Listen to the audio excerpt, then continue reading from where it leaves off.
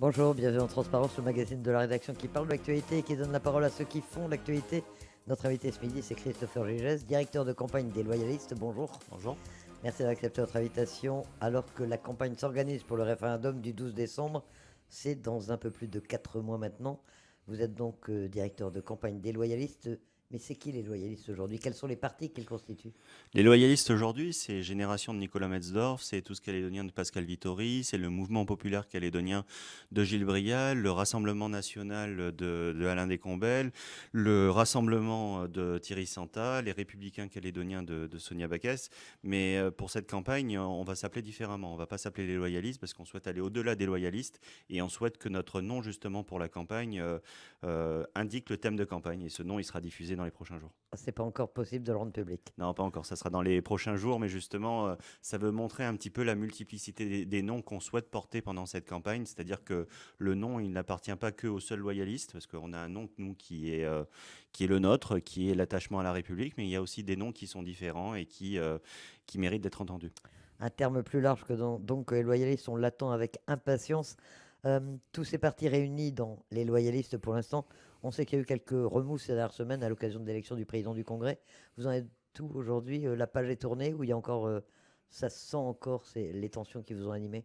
Non, on est tourné vers le 12, c'est-à-dire qu'on n'a pas eu une semaine qui était très facile la semaine dernière, très clairement. Il faut pas se le cacher. On sait qu'on a déçu beaucoup de monde. Maintenant, à nous d'aller convaincre les gens qu'on est on est sur la bonne voie. On s'est vus tous ensemble cette semaine. On a toutes nos équipes qui sont aujourd'hui tournées vers le 12 décembre et de gagner le plus largement possible et de gagner déjà le 12 décembre prochain. Donc, non, l'unité est revenue et on travaille très bien tous ensemble. Vous nous parliez des partis loyalistes, ils sont plusieurs. Il y a aussi Calédonie Ensemble qui n'est pas chez les loyalistes. Il y a peut-être aussi d'autres organisations. Est-ce que vous allez coordonner cette campagne justement? Vous avez la volonté de la coordonner sur l'ensemble de ceux qui font campagne pour le non? Ou est-ce que chacun fera sa campagne dans son coin? Il y aura la campagne de ceux que vous avez cités sur la question des loyalistes, mais il y a une nécessité de coordination avec l'ensemble des voix du non en Nouvelle-Calédonie, que ce soit chez les partisans de l'éveil océanien, et je sais qu'on a une grande majorité des adhérents de l'éveil océanien qui sont favorables à un non le 12 décembre prochain. Calédonie Ensemble qui s'est prononcé également pour le non. Donc oui, il y aura une coordination entre les différentes forces du non en Nouvelle-Calédonie. C'est même pas pour moi une question, c'est une nécessité. C'est-à-dire qu'on a un seul objectif, c'est que le non l'emporte le 12 décembre prochain. Ça ne veut pas dire qu'on s'aime, hein. C'est entre les uns et les autres. Par contre, on est guidé par un seul intérêt, c'est l'intérêt général et de gagner le 12 décembre prochain. Avec parfois des actions communes, éventuellement des meetings communs de tous les partisans du non? Oui, il y aura une campagne commune des différents partis qui regroupent les loyalistes et il y aura des actions en commun avec les autres forces politiques. Quand vous dites qu'il y a plusieurs noms, qu'est-ce qui les différencie vraiment? Vous, c'est lequel votre nom? Et quels sont les noms des autres? Moi, c'est un nom de cœur. Et c'est celui qu'on porte aussi au sein des loyalistes, un nom qui a un attachement à la République, un attachement à la France, des valeurs de la France. Mais je crois que sur les deux dernières campagnes, on a un peu oublié le nom des personnes qui disent on n'est pas prêt pour l'indépendance. C'est-à-dire qu'ils considèrent aujourd'hui qu'on est peut-être indépendantiste, mais on est en capacité de voter non le 12 décembre prochain parce que pour l'avenir de ses enfants, pour son quotidien aussi. C'est-à-dire qu'on voit dans les conséquences du oui et du non qui ont été données par l'État que l'implication du oui impliquera des conséquences sur le quotidien des gens et sur le pouvoir d'achat des gens. Et donc, c'est des noms qui sont multiples, des noms qui sont pluriels, pour garder un bon système de santé, pour avoir la validation de son diplôme, pour se projeter dans l'avenir. Donc, c'est ces différents noms qu'on essaiera de développer pendant cette campagne. Avec ces différents noms, auprès de qui est-ce que vous allez faire campagne? Parce qu'il y a, vous le dites, il y a les convaincus qui de toute façon vont voter non, mais qu'il faut peut-être rassurer. Il y a ceux qui ont voté oui et que vous allez essayer de convaincre, j'imagine. Il y a les indécis, il y a les abstentionnistes. Comment est-ce que vous allez vous adresser à tout ce panel différent et à qui vous allez vous adresser en priorité? Déjà, sur la question des convaincus, on sait que les personnes qui sont convaincues d'un côté ou de l'autre, il y a peu de chances qu'ils changent leur vote le 12 décembre prochain. Donc on ne va pas mobiliser excessivement nos forces justement sur ces personnes-là. Par contre, les personnes qui sont convaincues par le non, ça va devenir des acteurs. C'est-à-dire que cette campagne, ce n'est pas une campagne de parti politique. Ce n'est pas une campagne pour un candidat, pour un tel leader politique, c'est bien une campagne pour chacun d'entre nous. C'est-à-dire que la décision que nous allons prendre le 12 décembre prochain, ça va influer sur notre vie, très clairement. Et donc là, on demande à chacun justement de pouvoir s'engager dans cette campagne. Et donc les personnes qui sont convaincues, on va aller faire des réunions avec elles, mais on va leur donner des éléments de langage pour que justement ça devienne des forces du non sur le terrain, pour aller convaincre son voisin, son ami, ses différentes connaissances, et qu'on démultiplie nos forces, pardon, et qu'il y ait une véritable vague populaire qui se lève justement sur le non en Calédonie. Par contre, on organisera des réunions de proximité, des porte-à-porte, des actions vraiment ciblées sur des personnes qui se posent des questions. Et on sait qu'il y a des personnes aujourd'hui qui se posent des questions entre le oui et le non. Ça a été mis en exergue dans l'étude qui a été faite par Sciences Po sur les premiers et seconds référendums, d'avoir 10, 15, 20% de personnes qui s'interrogent entre le oui et le non.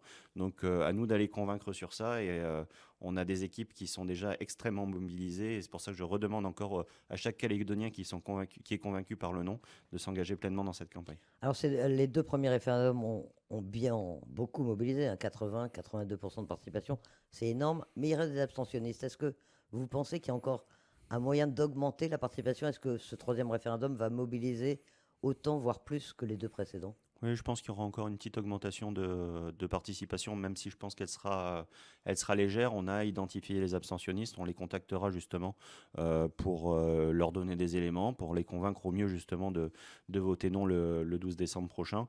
Donc il y aura une campagne sur les abstentionnistes. On a des équipes qui ont fait un travail au commissariat justement de collecte de ces fichiers qui sont mis à disposition des différents partis politiques. Et donc on essaiera d'aller convaincre, mais au-delà des abstentionnistes, c'est vraiment... on souhaite vraiment faire cette campagne de proximité. Quand je dis qu'on fera une campagne de porte-à-porte, de petites réunions à domicile, vraiment une campagne qui sera populaire, on va beaucoup s'appuyer sur les équipes municipales, parce que les équipes municipales, on connaît son voisin, on connaît les ressortissants de sa commune, et donc vraiment cette campagne, elle se veut populaire, elle se veut proche du peuple, et elle se veut surtout un peu joyeuse. C'est-à-dire que le non, c'est pas négatif. C'est peut-être ça a été compliqué pour nous sur le premier et le deuxième référendum de défendre un non. Enfin, c'est plus facile de défendre un oui à quelque chose. Mais là, le non qu'on porte sur cette troisième campagne, c'est un non qui se projette dans l'avenir, et c'est quelque chose de positif. Est-ce que vous avez fait le bilan justement des campagnes précédentes? Il y a eu des critiques, mais il y en a toujours de toute façon. Mais est-ce que celle-là, vous avez l'air de dire qu'elle va être résolument différente des deux premières? Vous avez vraiment tiré les enseignements des deux précédentes campagnes? Oui, très clairement. Enfin, il y a des choses très bien qui ont été faites dans la première et la seconde campagne, mais il y a aussi des erreurs, et des erreurs, il faut savoir les reconnaître. C'est-à-dire qu'on s'est un peu concentré trop sur les convaincus, sur la deuxième campagne. Aller convaincre les convaincus, ça ne sert pas à grand-chose. Là, on souhaite que vraiment les convaincus ils deviennent des acteurs. Ça devienne des acteurs justement du non, et on va faire des réunions avec eux, c'est ce que j'ai indiqué, pour leur donner les éléments de langage pour qu'ils puissent aller convaincre leurs voisins, leurs amis, leurs différentes connaissances. Mais quand on fait des erreurs, il faut savoir les reconnaître, et surtout en tirer les leçons. Et on souhaite bien en tirer les leçons, et d'avoir une campagne qui est vraiment respectueuse, qui est tolérante, parce qu'on voit, enfin, quand on discute avec des indépendantistes, ils ont le droit d'être indépendantistes. Il n'y a pas de souci, enfin, là-dessus. Enfin, on prêche pas la bonne parole, peut-être, mais on leur dit, ok, enfin, vous êtes indépendantiste, mais aujourd'hui, il faut se poser les bonnes questions. Est-ce que la question, est-ce qu'on a assez de médecins locaux en Nouvelle-Calédonie? La réponse est non. Est-ce qu'on a assez de cadres en Nouvelle-Calédonie? La réponse est non. Est-ce qu'on a assez d'infrastructures en Nouvelle-Calédonie pour continuer à bien vivre, justement? La réponse est non. Et dire à ces gens-là, tant que les réponses seront non à ces questions, ça sera non pour l'indépendance. Je voudrais revenir sur votre organisation. Vous dites une campagne de proximité, notamment à l'échelon des municipalités, à l'échelon des communes. La plupart des communes ont une majorité indépendantiste en Nouvelle-Calédonie. Il y a deux provinces, le Nord et les îles, qui sont à large majorité indépendantistes, et on a vu les résultats aussi lors des deux premiers référendums. Ça va être difficile de faire campagne dans ces provinces-là, ou vous avez aussi l'intention d'y aller? Vous avez aussi un tissu militant? On va très clairement y aller. On a commencé même à y aller déjà. Et même si on ne possède pas toutes les communes, on a des comités locaux sur toutes les zones. C'est-à-dire que je vois les comités locaux de la province Nord, de la côte Est, des îles Loyauté. Enfin, on se rendra à Lifou très prochainement, et dans le Nord également, pour justement donner les éléments de langage, donner les kits, donner tout ce qu'il faut justement pour nos équipes du Nord et des îles et de la côte Est, pour aller convaincre. Donc là où on a des équipes municipales, on s'appuiera justement sur ces équipes municipales pour aller convaincre dans les quartiers. Par contre, on mettra des comités locaux partout en Nouvelle-Calédonie et on aura, ça sera une nouveauté de la campagne, des permanences un peu partout en Nouvelle-Calédonie également. C'est-à-dire que notre permanence principale ne sera pas dans Nouméa. Donc elle sera inaugurée le moment venu, mais elle ne sera pas dans Nouméa. Et ensuite, on aura des permanences qui seront un peu je ne vais pas dire dans toutes les communes de Nouvelle-Calédonie, mais au moins dans toutes les zones. Quelle sera la tonalité essentielle de la campagne? C'est pour la France ou c'est contre l'indépendance? Ça rejoint ce que vous disiez, c'est plus facile de dire oui que de dire non. Quel est le choix que vous allez faire? Bah, c'est plusieurs choses. Enfin, il ne faut pas cacher le fait qu'on est fier d'être français. Enfin, nous, on a une vraie fierté d'être français. La France, elle nous protège, elle nous accompagne, elle nous permet d'avoir un niveau de vie qui est exceptionnel dans le Pacifique. Mais par contre, c'est ce que je disais, la tonalité, en fait, ça va être la multiplicité des noms. C'est-à-dire qu'en fonction des personnes qu'on va voir, on va respecter ce qu'elle pense, elle va respecter son choix, et on va avoir justement cette campagne qui sera beaucoup plus ouverte et tolérante dans le message qu'on portera. Ça sera plus une campagne, quand je disais de proximité, c'est aussi dans le message et la manière dont les gens expriment leur nom. Donc, ça sera ni pour ni contre, ça sera en fonction des publics qu'on ira chercher et en fonction des personnes qui porteront cette parole. Sur la forme, la question des couleurs et des drapeaux a toujours beaucoup d'importance en Nouvelle-Calédonie. On l'a vu dans les campagnes précédentes où les indépendantistes ont beaucoup utilisé leurs couleurs. On a parfois reproché aux loyalistes d'être beaucoup plus discrets avec le bleu, blanc, rouge, même si certains meetings, au contraire, ont été vraiment pavoisés en bleu, blanc, rouge. Euh, Est-ce que là, il y a un choix? Est-ce que de la même manière, ça se décline de manière différente en fonction des lieux, des publics? Non, mais c'est ce que je vous dis. Enfin, nous, on a aucun souci sur la fierté d'être français et le cœur bleu, blanc, rouge et d'afficher nos couleurs. Enfin, on peut afficher nos couleurs dans notre jardin, un peu partout sur sa voiture. Enfin, c'est bien d'afficher le bleu, blanc, rouge. Ça représente des choses. Le bleu, blanc, rouge, ça représente la liberté. Enfin, je reviendrai après sur le discours du président de la République en Polynésie. Mais dans cette campagne, enfin, on a fait le travail de se mettre à la place d'un indépendantiste qui reçoit un tract bleu, blanc, rouge. Un indépendantiste qui reçoit un tract bleu, blanc, rouge, il n'a pas forcément envie de le lire. Comme un loyaliste qui reçoit un tract avec marqué Kanaki dessus, il n'a pas forcément envie de le lire aussi. Donc on va faire des supports qui sont peut-être un peu plus neutres. Ça va peut-être choquer notre électorat naturel, mais on souhaite vraiment justement aller chercher ces personnes qui sont indécises, qui se posent des questions, et montrer que ce nom, justement, il est en capacité d'accepter tout le monde. Enfin, on a souvent dit que la République était suffisamment grande pour accepter toutes les cultures, toutes les communautés. Il faut que notre nom soit à l'image de la République. C'est ce que vous voulez démontrer. Alors, l'une des nouveautés pour ce troisième référendum, c'est bien sûr le document sur les conséquences du oui et du non, publié par l'État. On se rappelle que pour les deux précédents référendums, c'était un document extrêmement succinct qui tenait pratiquement sur une page. Là, c'est un vrai document qui a été travaillé. Ça servira de base à votre campagne. Quels sont les enseignements que vous en tirez, vous? Bah déjà, moi je salue le travail qui a été fait par l'État, hein. C'est-à-dire que on dit c'est trop tard, c'est au troisième. Au moins le document il est là. Au moins le document il est là. Il y a eu beaucoup de mensonges sur les premiers et deuxièmes référendums, sur la double nationalité qui serait pour tout le monde, sur l'État qui continuera à payer, enfin sur un certain nombre de choses, que la vie serait beaucoup plus belle demain si on était indépendant. Ben non, là le document il est très clair. Enfin, et l'État va le faire aussi, une campagne de vulgarisation, et nous aussi on va faire une campagne de vulgarisation justement pour le faire connaître très, très largement, mais au moins enfin on a quand c'est les loyalistes qui le disaient, il n'y aurait pas une double nationalité pour tout le monde, personne ne croyait. Aujourd'hui, quand l'État met, ben non, si c'est Kanaki demain, ben, il n'y aura plus de nationalité française, ou seulement pour des très rares exceptions, il y aura une double nationalité, mais ça sera une très très rare exception. Quand le Calédonien d'origine wallisienne ira à Wallis et Futuna d'un pays indépendant, ben, il sera étranger à Wallis et Futuna. Donc ça c'est marqué. Que les transferts financiers seront caducs en cas d'indépendance, ça c'est marqué. Que la monnaie risque de se dévaluer en cas d'indépendance, et donc que les prix risquent d'exploser s'il y a l'indépendance. Tout ça c'est marqué. Et donc ce document il permet justement d'avoir une campagne de vérité et finalement de rentrer dans un nom qui est positif, et de dire que si vous voulez garder justement ce passeport français, si vous voulez garder justement ce bon système de santé, bah, il faut voter non le 12 décembre prochain, parce que c'est marqué dedans et ça, on montre les conséquences. Ce sont surtout les conséquences économiques et financières donc, qui sont extrêmement lourde dans ce document de l'État. Quand on le lit, ça a l'air pratiquement insurmontable, quoi. Bah, déjà, on est dans une situation qui est compliquée. On voit qu'on a le RUAM qui est en quasi cessation de paiement, enfin, le Medipol qui a du mal à payer les salaires de ses médecins, et on a une fuite un petit peu des médecins en Nouvelle-Calédonie. Moi, vraiment, j'aimerais que les indépendantistes m'expliquent comment les Calédoniens vont mieux vivre avec 180 milliards en moins. Vraiment. C'est-à-dire que là, on a tout fait ces derniers temps justement pour éviter que les Calédoniens payent plus d'impôts. Et ça, c'est la France qui nous les a apportés avec 12 milliards complémentaires, avec la subvention pour le Covid, le prêt qui a été fait. Ça a permis de ne pas augmenter les impôts des Calédoniens, et notamment des plus petits Calédoniens qui aujourd'hui pourraient avoir une perte de pouvoir d'achat. Et donc, je ne vois pas aujourd'hui comment les indépendantistes pourraient financer le même niveau de vie en Nouvelle-Calédonie avec 180 milliards en moins. Même si ça ne sera pas une campagne sur les chiffres, parce qu'on fera faire une campagne qui parle aussi au cœur et à la raison. Mais la raison, c'est aussi que demain, si la Calédonie était indépendante, on vivrait beaucoup moins bien. Des conséquences également, évidemment, dans le domaine de l'enseignement, dans le domaine de la santé, dans celui des retraites. Alors, vous avez travaillé comment? Vous avez un peu listé tout ça ou vous vous dites que ce ne sera pas une campagne de chiffres?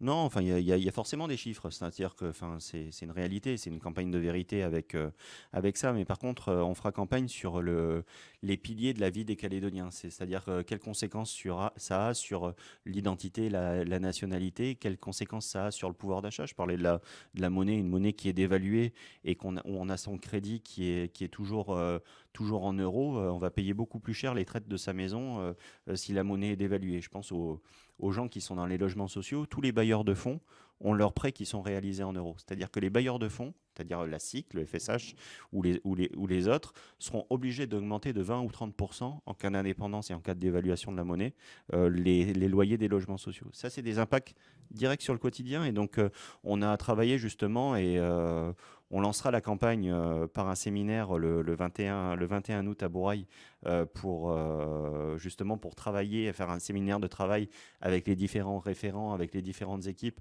pour finaliser un petit peu nos documents de campagne. Mais on va être très sur le quotidien des Calédoniens et les conséquences de l'indépendance sur le quotidien. C'est à cette occasion que vous donnerez le nouveau nom des loyalistes. Peut-être même avant. Bon, on note la date. Si le nom l'emporte, ce qui est quand même le plus probable, le 12 décembre prochain, ce ne sera pas non plus le statu quo, hein. L'État, dans son document, parle du début d'un nouveau chapitre qui reste à écrire. Comment est-ce que vous voyez cet avenir? Parce que c'est bien de critiquer l'indépendance et ce qui se passerait si la Calédonie était indépendante, mais il faut aussi, on le sait, proposer quelque chose aux Calédoniens pour, dans les 18 mois qui viennent, vous aurez un projet à écrire quand même. Oui, bien entendu. C'est-à-dire qu'il y a une campagne de vérité sur les conséquences du oui et du non. Ça, on a eu le document, j'ai pu le rappeler. Donc, très clairement, ça va occuper le début de la campagne. Mais on ne pourra pas s'économiser. Il ne faut pas s'économiser d'une campagne de projet. C'est-à-dire que le non, il porte aussi des valeurs. Le non, il porte le fait que grâce au non, on pourra justement réduire les inégalités en Nouvelle-Calédonie. Le non, il nous permet aussi d'inscrire la Nouvelle-Calédonie dans une politique environnementale qui est beaucoup plus forte. Le non, il nous permet de construire un système de santé qui mérite encore de s'améliorer en Nouvelle-Calédonie. Et le non, il porte tout ça. C'est-à-dire qu'il ne porte pas simplement une lutte contre l'indépendance, il porte un projet sur l'avenir qu'on déclinera au moment de la campagne. On est arrivé au bout de l'accord de Nouméa. Il y a beaucoup de choses qui ne fonctionnent plus, hein. Enfin, très clairement, on voit quand il faut quand les institutions calédoniennes, il y a beaucoup de choses à changer, il y a beaucoup de choses à améliorer. Quand je vois les contraintes administratives qui sont imposées aux Calédoniens, je pense que dans la réforme des institutions, il y aura des choses à améliorer pour que la vie des Calédoniens soit beaucoup plus simple après le 12 décembre. On parle souvent de prééminence des provinces, de redonner un rôle plus important aux provinces dans l'après-accord de Nouméa. C'est une piste qui fait l'unanimité chez vous, c'est encore en discussion? Ce qui fait l'unanimité, c'est qu'on réforme les institutions et que ça soit beaucoup plus simple. C'est-à-dire que les provinces sont vraiment des collectivités qui fonctionnent, c'est-à-dire c'est des collectivités qui sont majoritaires, et la majorité est très claire, et il ne faut pas 6 mois pour prendre une réforme. Et donc donner la bonne compétence au bon endroit, et notamment aux provinces, c'est quelque chose qui fait consensus chez nous. Et les provinces aujourd'hui ont une compétence, celle du développement économique, économique, elles n'ont pas la compétence fiscale. Donc, donner une partie de la compétence fiscale aux provinces, ça a du sens. Mais surtout, notre campagne, elle s'inscrit dans faciliter la vie des Calédoniens et améliorer leur quotidien. Peu importe finalement la collectivité qui la porte. Ça va être un angle important de la campagne aussi, essayer de faire rêver les gens ou de leur proposer un avenir qui sera mieux que ce qu'ils connaissent aujourd'hui.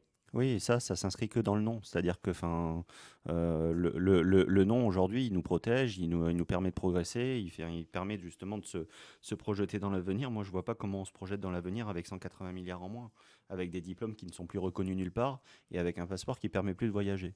Donc, justement, le nom permet de garder un passeport français et de continuer à voyager un peu partout, partout dans le monde, d'avoir un passeport qui est puissant. Un nom, ça permet justement d'avoir des bailleurs sociaux qui sont financés par de la défiscalisation métropolitaine et donc de donner un logement aux Calédoniens à des salaires, à des loyers qui sont corrects. Donc le nom, il permet tout ça et il permet encore de faire mieux derrière. Et surtout, euh, le, la, la France, et c'est ce qui a été dit par le président de la République en Polynésie, elle nous protège de beaucoup de choses. Enfin, elle nous protège de nous-mêmes. On l'a vu ce qui s'est passé à Marais ou à Bélep, où la France est intervenue justement, et on voit avec ce qui se passe sur les résidents de Marais qui sont laissés un petit peu à l'abandon récemment. Mais ça nous protège aussi de l'extérieur. Et ce que disait le président de la République, malheur aux petits, malheur aux isolés face aux puissances hégémoniques. Il ne faut pas oublier justement qu'il y a des voisins qui sont contraints de lâcher leurs ressources naturelles, de lâcher un peu leur autonomie, leur liberté, parce qu'ils ne sont pas protégés par une grande puissance. Et nous, on est protégés par la France aujourd'hui. Il suffit de regarder sur une carte la place de la puissance chinoise dans le Pacifique. Il y a une petite île qui résiste justement à l'envahisseur. Et cette petite île, elle est française et c'est grâce à ça qu'on résiste. Est-ce que les indépendantistes ont déjà conscience de ce risque chinois ou est-ce qu'au contraire, c'est pour eux un peu une alternative où ils disent, bah, si la France s'en va, c'est pas grave, il y aura les Chinois. Bah, si le projet des indépendantistes, c'est l'alternative chinoise, je demande vraiment à ceux qui votent pour l'indépendance de se poser les bonnes questions encore plus. Alors pour en venir à la politique locale, très directement, le gouvernement et le Congrès sont aujourd'hui présidés par les indépendantistes. Louis Mapou d'un côté, Rocco Mitan de l'autre. Est-ce que ça peut avoir des conséquences pour la campagne? Elle va être très brève, hein, maintenant il y a un peu plus de 4 mois. Est-ce que le fait que les institutions les plus importantes soient détenues par des indépendantistes, ça peut avoir un impact? Vous savez, au Congrès, là, c'était déjà recomitant à l'époque. La composition du Congrès, elle n'a pas changé, hein, on reste sur les mêmes équilibres. Donc les textes, ils seront votés de la même façon que ce qui avait été fait par le passé. Et je regardais mercredi matin en séance du gouvernement. Dans le 16e gouvernement, on avait 4 avenirs en confiance, un Calédonie ensemble, 5 indépendantistes et un éveil océanien. Dans le 17e gouvernement, on a 4 avenirs en confiance, un Calédonie ensemble, 5 indépendantistes et un éveil océanien. Donc en fait, c'est exactement la même composition, sauf que le président a changé. Mais un gouvernement, c'est un gouvernement collégial. Et donc le président ne peut pas faire tout seul, loin de là. Donc ayant fait le 16e gouvernement, je vous garantis que c'est compliqué de prendre des décisions quand on n'a pas une majorité très claire. Il va y avoir des tentatives, une volonté de mettre en place des politiques qui puissent favoriser ou en tout cas essayer de capter un certain électorat. Enfin, en tout cas, nous, on va être extrêmement vigilants sur deux choses. C'est un, on ne souhaite pas qu'il y ait une politique qui soit menée qui fasse de la discrimination entre les Calédoniens. C'est-à-dire qu'on avait dit pendant la campagne provinciale qu'on souhaitait que tous les Calédoniens, peu importe leur ethnie, peu importe leur culture, peu importe leur religion, soient au centre du dispositif. Et donc, toutes les politiques qui seront menées par le nouveau gouvernement, par certains de ses membres, qui consisteraient à diviser les Calédoniens entre eux, on s'opposera très fortement. On s'opposera très fortement également au fait que des mesures qui viendraient pénaliser très lourdement le pouvoir d'achat des Calédoniens et notamment des classes populaires et des classes moyennes, parce que c'est vraiment pas le moment d'aller alourdir la note des personnes qui ont peu de moyens, et on s'opposera également à des mesures qui viendraient pénaliser l'emploi, puisqu'on est dans une situation où l'emploi, ça permet d'avoir la liberté de choisir, et donc aller détruire de l'emploi en ce moment serait la pire des solutions ici. Vous avez une grande expérience quand même déjà de membres du gouvernement. Je reste le plus jeune au gouvernement. Mais ça n'empêche pas l'expérience. Vous avez siégé dans combien de gouvernements déjà? 3. Voilà, donc c'est pas mal. Ça se passe comment avec ce nouveau gouvernement qui a mis si longtemps à se mettre en place, mais qui est enfin effectif le 17e? La collégialité fonctionne. Est-ce qu'il y a un changement par rapport au 16e? Vous vivez les choses comment de l'intérieur? Oui, il y a forcément des changements, c'est-à-dire que Vous êtes dans l'opposition maintenant vous savez, être dans l'opposition pour être dans l'opposition, ça n'a pas de sens. C'est-à-dire on est là et on l'a dit plusieurs fois, on est là surtout pour travailler. On a des secteurs qui sont importants. Enfin, Thierry Santa a le secteur de l'emploi et de la formation qui est un secteur essentiel pour la suite. Isabelle Chamorro, qui est vice-présidente du gouvernement, le secteur de l'enseignement, de la condition féminine et différents autres secteurs. Johan Le Courrieux a des secteurs sur le secteur de l'aménagement très importants pour le développement de la Nouvelle-Calédonie. Moi, j'ai beaucoup de secteurs en lien avec la transition énergétique, numérique, de la mer sur les Hauts-de-France et le dialogue social. Donc, on a quand même des portefeuilles qui sont conséquents et on est là pour travailler. C'est ce qu'on a toujours fait, c'est-à-dire que même quand les indépendantistes avaient fait tomber le gouvernement et ont mis du temps à se mettre d'accord, on a géré la crise Covid, on a géré la crise économique et on a continué à travailler malgré le fait qu'on était un gouvernement démissionnaire. Donc, c'est pas parce qu'on est dans un autre gouvernement qu'on va arrêter ça. Par contre, on sera extrêmement vigilant, hein, c'est ce que j'ai pu dire sur les différents sujets que j'ai pu citer. Ensuite, sur l'ambiance, je pense que chacun ait conscience de la réalité dans laquelle se trouve la Nouvelle-Calédonie à la fois dans la crise Covid, c'est-à-dire que le variant Delta est à nos portes aujourd'hui, donc on a une responsabilité face à ça, et face surtout à la crise économique et des comptes sociaux, où il faut prendre des décisions qui sont lourdes. Mais vous allez avoir le temps de les prendre, enfin l'ensemble du gouvernement, vous allez avoir le temps de les prendre. On imagine que la campagne va quand même un petit peu bouleverser la vie politique de la Nouvelle-Calédonie, peut-être empêcher de prendre des textes, de les faire voter au Congrès. Et le calendrier est court, comment vous allez faire? Bah, vous savez, nous, enfin, on avait trouvé des solutions, hein, sur la question des comptes sociaux Elles sont avec. remises en cause là aujourd'hui, non? Ben, oui, ben, il faudra apporter d'autres solutions. Nous, on avait l'État qui devait nous aider justement à passer cette période pour rétablir les comptes sociaux de la Nouvelle-Calédonie et repartir sur une dynamique de croissance dans quelques mois ou années, mais avoir justement l'État à nos côtés. Donc, on verra les choix du président, enfin, et des membres en charge de la fiscalité et de la santé. Donc, ça leur appartient. Ça sera débattu en collégialité. S'il y a des choses où on est favorable, ben, on ne fera pas de l'opposition bête et méchante et on accompagnera. Mais par contre, si c'est des décisions qui viennent pénaliser justement les Calédoniens, ben, on s'opposera. Vous parliez de la gestion de la crise sanitaire, c'est effectivement l'un des énormes dossiers du gouvernement Santa. Aujourd'hui, la Calédonie est toujours Covid-free, avec des questions bien sûr sur faut-il ou non ouvrir l'espace aérien et quand, surtout avec la menace du variant Delta. La vaccination, ça en est où en Nouvelle-Calédonie? Et est-ce que on a l'impression que Louis Mapou nous disait l'autre jour qu'il voulait en faire une grande cause territoriale. Donc là, vous êtes sur la même longueur d'onde, il faut que les Calédoniens se fassent vacciner pour se protéger. Ouais, très clairement, là-dessus, on est sur la même longueur d'onde avec Louis Mapou, c'est-à-dire que la seule issue, c'est la vaccination. C'est-à-dire qu'aujourd'hui, le mot est peut-être un peu fort, mais irresponsable de ne pas se faire vacciner. C'est-à-dire que pour sortir de cette crise, il faut se faire vacciner. On a des doses qui sont fournies par l'État gratuitement. La vaccination est gratuite. On voit les effets positifs de la vaccination. Enfin, les personnes qui se font hospitaliser, elles sont à 95% des non-vaccinés. Donc, la seule issue, c'est la vaccination. Et là-dessus, on se rejoint, indépendantistes comme loyalistes, pour aller au plus près des Calédoniens, organiser des vaccinodromes, organiser des tournées en tribus, en villages. Les provinces ont un rôle majeur là-dessus. La province sud a organisé encore au Salon de l'étudiant il y a quelque temps un vaccinodrome. Mais vraiment, enfin, il faut vraiment que les Calédoniens prennent conscience que si on souhaite sortir de cette crise qui dure depuis maintenant 2 ans, ça fait 2 ans qu'on a cet épisode Covid et je crois qu'il n'y a pas un jour où on n'a pas parlé de Covid au gouvernement ou dans les partis politiques. Pour sortir de ça, il faut se faire vacciner. Pourquoi ils ne sont pas vaccinés? Parce que pour l'instant, le taux de vaccination n'est pas excessivement important en Nouvelle-Calédonie.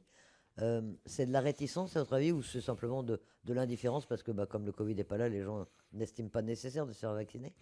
Oui, je pense que c'est ça. Enfin, on a quand même plus de 70 000 personnes qui se sont fait vacciner, ce qui est quand même déjà bien, mais il faut aller encore beaucoup plus loin pour ça. Je pense que c'est la chance qu'on a eue finalement de ne pas être touché par le Covid. Les gens n'ont pas assez conscience de ce que pourrait être une entrée du Covid en Nouvelle-Calédonie. Enfin, on voit ce qui se passe en Polynésie, qui ont très largement ouvert leurs frontières. C'était leur choix, mais avec une augmentation du taux d'incidence Covid qui a explosé en quelques jours, la Guadeloupe qui reconfine, la Martinique qui reconfine avec des évacuations sur la métropole. Donc, je crois que vraiment, on a eu beaucoup de chance en Nouvelle-Calédonie sur le fait d'être épargné par ça. Maintenant, pour pouvoir réouvrir, pour pouvoir reprendre une vie normale, il faut que chacun prenne conscience qu'il faut se faire vacciner. À partir de combien de vaccinés vous estimerez que ça y est, on a le taux d'immunité, on peut y aller, on peut ouvrir les frontières? Ouais, on a 70%, 80% de la population vaccinable. Mais il y a un moment, vous savez, et c'est la décision qu'on avait prise à l'époque, hein, on verra si le nouveau président suit ça, mais on avait dit qu'au 1er janvier, on réouvrait. C'est la décision qu'on avait prise avec Thierry Santa, justement, de réouvrir au 1er janvier. Et avec tout le gouvernement d'ailleurs, justement pour dire, voilà, on laisse jusqu'à la fin de l'année pour se faire vacciner, et ensuite on ouvre les frontières. Je pense qu'il faut mettre une date, un moment, parce que la Calédonie ne pourra pas rester isolée du monde encore plusieurs mois. À la fin de l'année, ça veut dire après le référendum du 12 décembre qui reste, si on l'a bien compris, votre objectif essentiel. Vous nous rappelez les dates, donc changement de nom, puis les loyalistes et lancement de la campagne. Alors, le 21 août ou elle sera lancée plus tard? À quel moment est-ce que vous pensez vraiment que la campagne sera effective, sera sur le terrain? On fait ce séminaire de campagne qui est un peu notre acte de lancement de campagne le 21 août à Borail, donc avec nos principaux référents pour cette campagne, pour finaliser les fiches, les éléments de langage, les équipes, les différents pôles. Et dès le 28 août, les équipes seront sur le terrain, sur des réunions de proximité, sur du porte-à-porte, sur des réunions de formation de personnes qui sont convaincues pour qu'ils deviennent aussi acteurs. Et ensuite, on va dérouler les différentes actions de campagne. Mais c'est vraiment une vague populaire qu'on souhaite lever, parce que je suis convaincu que chacun peut se retrouver dans un nom, et que chacun peut trouver son intérêt et aller convaincre à son tour. Christopher Gégès, directeur de campagne de ce que l'on appelle encore les loyalistes pour l'instant. Merci d'accepter notre invitation. Merci à vous.